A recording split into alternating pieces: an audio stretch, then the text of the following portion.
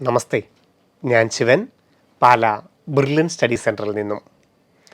+2 പഠനത്തിന് ശേഷം medical, engineering, research, degree, designing, architecture തുടങ്ങിയ എല്ലാ മേഖലകളിലും കുട്ടികൾക്ക് തുടർ പഠനം ഏതെങ്കിലും ഒരു പ്രവേശന പരീക്ഷയിലൂടെ മാത്രമേ സാധ്യമാകുകയുള്ളൂ. ഇന്ന് ആ എൻട്രൻസ് എക്സാമിന് ലഭിക്കുന്ന റാങ്കിൻ്റെയും ഭരണഘടന അനുശാസിക്കുന്ന റിസർവേഷൻ്റെയും ഒക്കെ അടിസ്ഥാനത്തിലാണ് ഓരോ കുട്ടിയും അവരുടെ ജീവിതത്തിലെ ഏറ്റവും പ്രാധാന്യമേറിയ, അല്ലെങ്കിൽ ഓരോ രക്ഷകർത്താക്കളും അവരുടെ മക്കളുടെ ജീവിതത്തിൽ ഏറ്റവും ആഗ്രഹിച്ച, സ്വപ്നം കണ്ട അണ്ടർ ഗ്രാജുവേഷൻ പ്രോഗ്രാമുകൾക്ക്, UG പ്രോഗ്രാമുകൾക്ക് പ്രവേശനം നേടുന്നത്. +2വിന് ശേഷം ഓരോരുത്തർക്കും അവരുടെ പാഷനായിട്ടുള്ള ക്യാമ്പസുകളിലേക്ക് എത്തുന്നതിന് വേണ്ട വിവിധ എൻട്രൻസുകളെ നിങ്ങൾക്ക് പരിചയപ്പെടുത്തുന്നു. ആദ്യം NEET exam, national eligibility cum entrance exam. പ്രധാനമായും മെഡിക്കൽ പഠനം ആഗ്രഹിക്കുന്നവർക്കുള്ളതാണ് നീറ്റ് എക്സാം. എല്ലാ വർഷവും മെയ് മാസത്തിലെ ആദ്യ ഞായറാഴ്ച ഓഫ്ലൈൻ രീതിയിൽ നടക്കുന്ന ദേശീയ പ്രവേശന പരീക്ഷയാണ് നീറ്റ് എക്സാം. ഈ പരീക്ഷയ്ക്ക് മിനിമം മാർക്ക് മേടിക്കുന്നവർക്ക് മാത്രമേ ഇന്ത്യയിൽ MBBSൻ്റെയും BDSൻ്റെയും പ്രവേശനത്തിന് യോഗ്യത നേടാനാവൂ. ഇനി വിദേശത്ത് MBBS പഠനം ആഗ്രഹിക്കുന്നുണ്ടെങ്കിലും നീറ്റ് ക്വാളിഫൈ ചെയ്താൽ മാത്രമേ സാധിക്കുകയുള്ളൂ. ഇന്ത്യയിലാകെ 1,10,000 MBBS സീറ്റുകളാണ് 706 മെഡിക്കൽ കോളേജുകളിലായി ഇപ്പോഴുള്ളത്. MBBS അല്ലെങ്കിൽ BDS പഠനത്തിനുള്ള യോഗ്യതാ മാനദണ്ഡങ്ങൾ എന്തൊക്കെയാണെന്ന് കൂടി അറിയണ്ടേ? ഏതൊക്കെ വിഭാഗത്തിനാണ് എന്താണ് യോഗ്യത എന്ന് നമുക്ക് മനസ്സിലാക്കേണ്ടേ? ഇനി ജനറൽ അല്ലെങ്കിൽ ജനറൽ EWS വിഭാഗത്തിന് 50% സ്കോർ എന്ന് പറഞ്ഞാൽ മൊത്തം പ്രവേശന പരീക്ഷ എഴുതുന്നവരിൽ പകുതി കുട്ടികൾക്ക് എത്ര മാർക്കാണോ ലഭിക്കുന്നത് ആ മാർക്ക് വേണം നീറ്റ് ക്വാളിഫൈ ചെയ്യാൻ. ഇനി OBC, SC, ST വിഭാഗമാണെങ്കിൽ 40% സ്കോറാണ് നീറ്റ് ക്വാളിഫൈ ചെയ്യാൻ ഉണ്ടാവേണ്ടത്. അത് MBBSനും BDSനുമാണ് കേട്ടോ ബാധകം. 2024 പരീക്ഷ എഴുതുവാൻ പോകുന്ന കുട്ടികൾ 2007 ഡിസംബർ 39 മുമ്പ് ജനിച്ചവരുമായിരിക്കണം. എന്ന് പറഞ്ഞാൽ അഡ്മിഷൻ എടുക്കുന്ന വർഷം നിങ്ങൾക്ക് 17 വയസ്സായിരിക്കണമെന്നർത്ഥം. ഇനി അപ്പർ ഏജ് ലിമിറ്റ് ഉണ്ടോ? ഇല്ല. ഏത് പ്രായത്തിലുള്ളവർക്കും നീറ്റ് എൻട്രൻസ് എക്സാം എഴുതുന്നതിനോ MBBS അഡ്മിഷൻ എടുക്കുന്നതിനോ നിയമതടസ്സമില്ല എന്നുള്ളതാണ് ഏറ്റവും പ്രധാനം. ഏതു പ്രായക്കാർക്കും നീറ്റിന് അറ്റൻഡ് ചെയ്യാനുള്ള അർഹതയുണ്ട്. ഇനി എന്താണ്? +2വിന് ഫിസിക്സ്, കെമിസ്ട്രി, ബയോളജി, ഇംഗ്ലീഷ് എന്നിവ മുഖ്യ വിഷയമായി പഠിച്ച് 50% മാർക്ക് +2വിന് മേടിക്കണമെന്നുള്ള ഒരു നിബന്ധനയുണ്ട്. +2വിൻ്റെ മാർക്ക് നേരിട്ട് പരിഗണിക്കുന്നുണ്ടോ? ഒരു സീറ്റിനും +2വിൻ്റെ മാർക്ക് നേരിട്ട് പരിഗണിക്കുന്നില്ല. പക്ഷേ 50% മാർക്ക് ഉണ്ടായാൽ മതിയാകും. വിദേശ യൂണിവേഴ്സിറ്റികളിലാണ് നിങ്ങൾ +2 പഠിച്ചതെങ്കിലോ നമുക്ക് വേണ്ടത് ഇന്ത്യൻ യൂണിവേഴ്സിറ്റി അസോസിയേഷൻ, അതായത് അസോസിയേഷൻ ഓഫ് ഇന്ത്യൻ യൂണിവേഴ്സിറ്റി എന്ന് പറയും. ഈ വിഷയങ്ങളെല്ലാം ഫിസിക്സ്, കെമിസ്ട്രി, ബയോളജി, ഇംഗ്ലീഷ് എന്നിവ പഠിച്ചിരുന്നു എന്നും 50% കുറയാത്ത മാർക്ക് നേടിയിട്ടുണ്ടെന്നുമുള്ള ഈക്വലൻസി സർട്ടിഫിക്കറ്റാണ് ഹാജരാക്കേണ്ടതായിട്ടുള്ളത്. ഇനി പരീക്ഷയെക്കുറിച്ച് നമുക്ക് കൂടുതൽ അറിയണ്ടേ? OMR ഷീറ്റ് ഉപയോഗിച്ചുള്ള ഈ ഒബ്ജക്റ്റീവ് ടൈപ്പ് എൻട്രൻസ് എക്സാമിന് പരീക്ഷാ സമയം 3 മണിക്കൂറും 20 മിനിറ്റുമാണ്. ആകെ ചോദ്യങ്ങൾ 200 ചോദ്യങ്ങളാണ് ഉണ്ടാവുക. സബ്ജക്റ്റുകൾ നമുക്കറിയാമല്ലേ? Physics, chemistry, botany, zoology. +1നും +2 ടോപ്പിക്സിനും തുല്യ പ്രാധാന്യം. ഇംഗ്ലീഷ് പ്രധാന മീഡിയമാണ് ക്വസ്റ്റ്യൻ പേപ്പറിൻ്റെ. എന്നാൽ ഹിന്ദി, മലയാളം, തമിഴ്, കന്നഡ എന്നിവയടക്കം 13 പ്രാദേശിക ഭാഷകളിലും വേണമെങ്കിൽ നിങ്ങൾക്ക് നീറ്റ് എക്സാം എഴുതാം. എങ്കിലും ഇംഗ്ലീഷ് ആയിരിക്കും അടിസ്ഥാനമായിട്ട് ചോദ്യങ്ങൾ. നമുക്ക് തെറ്റുകളൊക്കെ ഉണ്ടെങ്കിൽ ഇംഗ്ലീഷിൻ്റെ ചോദ്യപേപ്പറിനെ അടിസ്ഥാനമായിട്ടായിരിക്കും നിർണ്ണയിക്കുന്നതെന്ന് മാത്രം. ഓരോ സബ്ജക്റ്റിനും 50 ചോദ്യങ്ങൾ വീതമാണ് ഉണ്ടാവുക. 45 എണ്ണത്തിനാണ് നിങ്ങൾ കൃത്യമായി ഉത്തരങ്ങൾ നൽകേണ്ടത്. സെക്ഷൻ എ, സെക്ഷൻ ബി എന്ന് തിരിച്ചിട്ടുണ്ട് എന്നുള്ളതും ഇവിടെ പ്രസ്താവ്യമാണ്. അങ്ങനെ ആകെയുള്ള 200 ചോദ്യങ്ങളിൽ നിന്ന് 180 ചോദ്യങ്ങൾക്ക് നിങ്ങൾ ഉത്തരം എഴുതണം. ഉത്തരം ശരിയാണെങ്കിൽ 4 മാർക്കും, തെറ്റിപ്പോയാൽ -1, അതായത് നിങ്ങൾക്ക് നെഗറ്റീവ് മാർക്കുണ്ട്. ഉത്തരം തെറ്റിപ്പോയാൽ -1 ആയിരിക്കും നിങ്ങൾക്ക് ലഭിക്കുന്ന മാർക്ക്. ആകെ ലഭിക്കാവുന്ന 720 മാർക്കിൽ നിങ്ങൾ നേടുന്ന സ്കോറിൻ്റെ അടിസ്ഥാനത്തിൽ തയ്യാറാക്കുന്ന ഓൾ ഇന്ത്യ റാങ്ക് ലിസ്റ്റിൽ നിന്നാണ് വിവിധ ഏജൻസികൾ പ്രവേശനം നടത്തുന്നത്. ഒരു അധ്യയന വർഷത്തേക്ക് മാത്രമേ റാങ്കിന് കാലാവധി ഉണ്ടായിരിക്കുകയുള്ളൂ.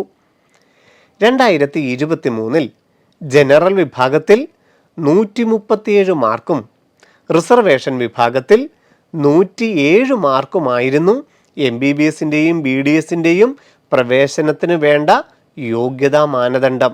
അതായത് മാനേജ്മെൻറ്റ് സീറ്റിലാണെങ്കിലോ NRI സീറ്റിലോ ഒക്കെ ആണെങ്കിൽ പോലും ഇന്ത്യയിൽ അല്ലെങ്കിൽ വിദേശത്ത് MBBSോ BDSോ പഠിക്കാനുള്ള 50% അല്ലെങ്കിൽ 40% എന്ന് പറയുന്നത് കഴിഞ്ഞ വർഷം 137 മാർക്കായിരുന്നു എന്ന് സാരം. 40% എന്ന് പറഞ്ഞാൽ 107 മാർക്കുമെന്ന് നിങ്ങൾക്ക് മനസ്സിലാക്കാം.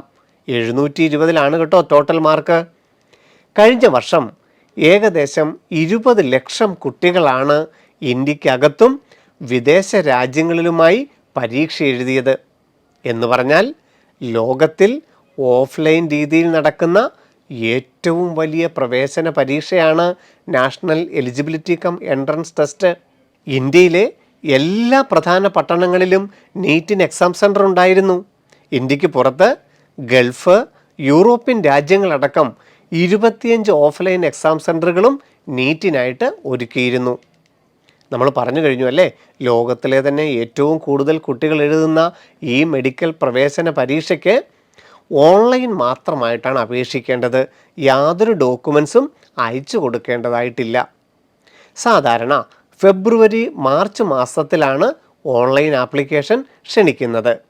ഏകദേശം 3 ആഴ്ചക്കാലം നമുക്ക് സമയം ലഭിക്കുകയും ചെയ്യും അപേക്ഷിക്കുവാനായി. ഓരോ കുട്ടിക്കും ലഭിക്കുവാൻ അർഹതയുള്ള കമ്മ്യൂണിറ്റി റിസർവേഷൻ അടക്കമാണ് അപേക്ഷകൾ സമർപ്പിക്കേണ്ടത്. OBC, അതർ ബാക്ക്വേർഡ് കമ്മ്യൂണിറ്റീസ്, അതുപോലെ EWS, economically weaker section, scheduled caste, scheduled tribe, SC ST എന്നിങ്ങനെ പ്രധാന റിസർവേഷൻ കാറ്റഗറികളുണ്ട്. അതിനനുസരിച്ച് വേണം അപേക്ഷകൾ കൊടുക്കുവാൻ.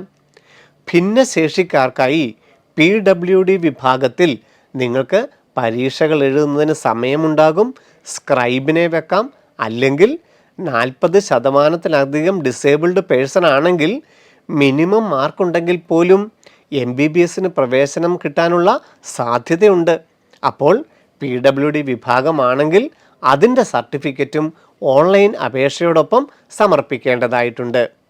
ഇതുകൂടാതെ വളരെ ഉയർന്ന ഫീസാണല്ലോ ഡീംഡ് മെഡിക്കൽ കോളേജുകളിൽ. അവിടുത്തെ NRI സീറ്റിനാവട്ടെ അതിലും വലിയ ഫീസാണുള്ളത്, വാർഷിക ഫീസ്. എങ്കിലും അങ്ങനെ NRI സീറ്റിന് ആഗ്രഹമുണ്ടെങ്കിൽ ഡീംഡ് മെഡിക്കൽ കോളേജുകളിൽ, ഗവൺമെൻറ് മേഖലയിൽ NRI സീറ്റുകളില്ല. ഡീംഡ് മെഡിക്കൽ കോളേജുകളിലെ NRI സീറ്റിന് ആഗ്രഹമുണ്ടെങ്കിൽ നീറ്റിന് അപ്ലൈ ചെയ്യുമ്പോൾ തന്നെ NRI എന്ന് കാണിക്കുകയും അതിൻ്റെ സർട്ടിഫിക്കറ്റുകൾ ഓൺലൈനായി സമർപ്പിക്കുകയും ചെയ്യാം. ഇനി ഇപ്പോൾ സമർപ്പിച്ചില്ലെങ്കിലും കുഴപ്പമില്ല കേട്ടോ. നീറ്റ് എക്സാം കഴിഞ്ഞിട്ട് ഒരു NRI സീറ്റ് നാഷണൽ ലെവൽ വേണമെങ്കിൽ പിന്നീട് സർട്ടിഫിക്കറ്റ് കൊടുക്കാനുള്ള സൗകര്യവും നാഷണൽ ലെവലിലുണ്ട്.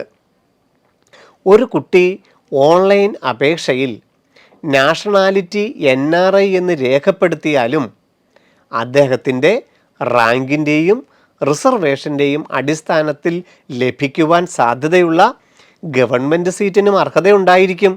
അല്ലാതെ NRI എന്ന് കൊടുത്തിട്ട് NRI സീറ്റുകൾ മാത്രമേ കിട്ടുകയുള്ളൂ എന്ന് ധരിക്കരുത്. ഇനി രക്ഷകർത്താക്കൾ NRI ആണെന്നിരിക്കട്ടെ, അല്ലെങ്കിൽ കുട്ടികൾ +1 +2 വിദേശത്താണ് പഠിച്ചതെന്നിരിക്കട്ടെ, നിങ്ങൾക്ക് NRI സീറ്റ് മാത്രമേ ലഭിക്കുകയുള്ളൂ? അല്ല. നിങ്ങളുടെ റാങ്കിൻ്റെയും മാർക്കിൻ്റെയും റിസർവേഷൻ്റെയും ഒക്കെ അടിസ്ഥാനത്തിൽ ഗവൺമെൻറ് സീറ്റിന് അർഹതയുണ്ടെങ്കിൽ ഇവിടെ ജനിച്ച് ഇവിടെ പഠിച്ച ഒരു കുട്ടിയുടെ എല്ലാ അർഹതയും വിദേശങ്ങളിൽ +1 +2 പഠിച്ചവർക്കും വിദേശത്ത് രക്ഷകർത്താക്കൾ ജോലി ചെയ്യുന്നവർക്കും ഒക്കെ മുഴുവൻ സീറ്റുകൾക്കും അർഹതയുണ്ടായിരിക്കും. അതുകൂടാതെ വേണമെങ്കിൽ താല്പര്യമുണ്ടെങ്കിൽ അത്രയും ഫീസ് അഫോർഡബിൾ ആണെങ്കിൽ NRI സീറ്റിനും അപേക്ഷിക്കാമെന്ന് മാത്രം. NEET national eligibility cum entrance test ഒരു പ്രവേശന പരീക്ഷ മാത്രമാണെന്നുള്ളത് ഒരു കാരണവശാലും മറന്നു പോകരുത്.